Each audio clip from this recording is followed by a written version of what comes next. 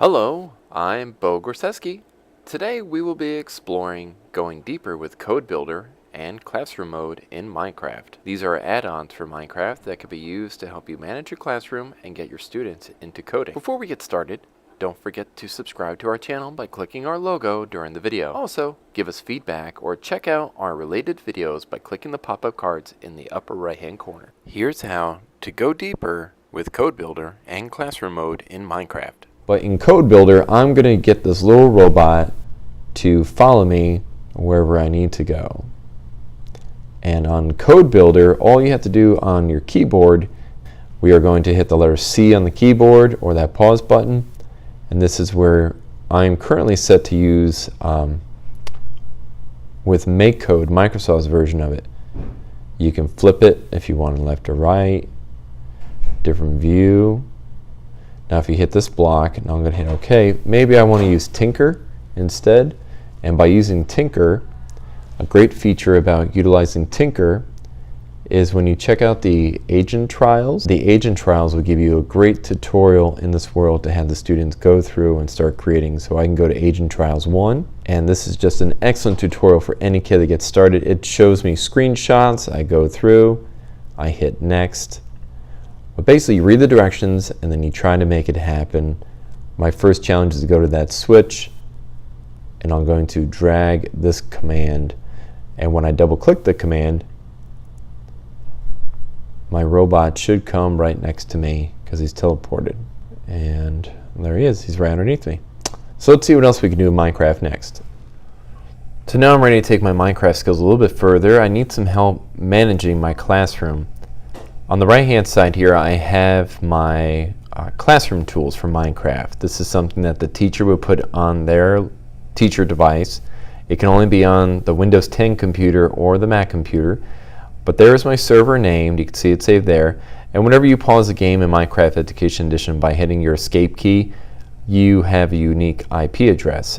As long as both student device and teacher device are on the same version of Minecraft, or at least one is higher than the other, such as the teacher version is 17.1, as long as this kid is 16.5, they can still play. So in classroom mode, I'm going to connect to this world by clicking on my server name, and it generates a whole map of the world. Now what I'm going to do is I'm going to get on my iPad and I'm going to log in as one of my coworkers, and you're going to see what it's like when I join this world and how it benefits. But the key word is looking up that IP address. Okay, so we got 3 windows going on here right now. This is my classroom mode tools. I can see right now I'm the only one in this world. I have the blue dot, no one else joined my game. All these tools here, this will allow you to pause everything, not give the players the ability to chat, have good weather. Do you remember all those things that I turned off in the beginning? Well, that's them right here as a picture version. You can always toggle it back and forth throughout the game. So we'll go in now. Down here, this is my iPad, and I'm about to play. I'm signed in as another teacher. And this is Minecraft on my computer. So remember the IP address? Remember that world we created? All right, well, we're going to resume that game. It's now time to get someone else to help play the game with me. On the iPad, we're going to hit play. See how Friends 1 is up? Because both the teacher and student are on the same Wi-Fi. You can have up to 30 people play the game at one time, so classroom shouldn't be a problem. I click on that server, and now you can see in classroom mode that a new student just joined you. And that name is not something that they can create, it gets generated by your Microsoft login. So I'm playing the game, and here I am on the iPad, and you as the teacher, you go on your computer and you start to see that Joseph G has gone rogue, and he's just playing around, not really utilizing the game. I need to get back in my classroom mode on my Mac. It's a little touchy, so I just hit the T button, open up my terminal, and then it allows me to free up my mouse. And wherever I double click on my map now of this world, that's where I can teleport my players. So I want to get them right about here. I'm going to double click on my map. The coordinates come up. You can right click and then we can teleport your person there. And now he's back over there. And I get a message on my iPad telling what coordinate that I've been teleported to.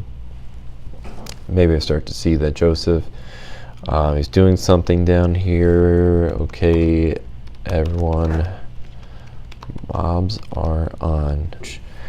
And maybe now what you want to do is release some monsters into the world. So I'm going to go back into my classroom mode, and we're going to turn on some of the mobs. And this is where people will get the notification that the monsters are in effect. And I better move it so that I can get back in the game. And due to the fact that I have other options set on, you know, even though I'm hitting him, you can't hurt each other right now. Lots of great stuff.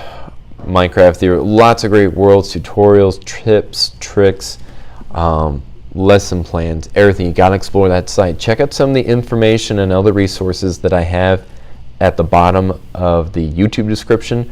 They'll also kind of give you as a text document how to get through. Well, thanks so much for participating today, and I hope everyone has a great day.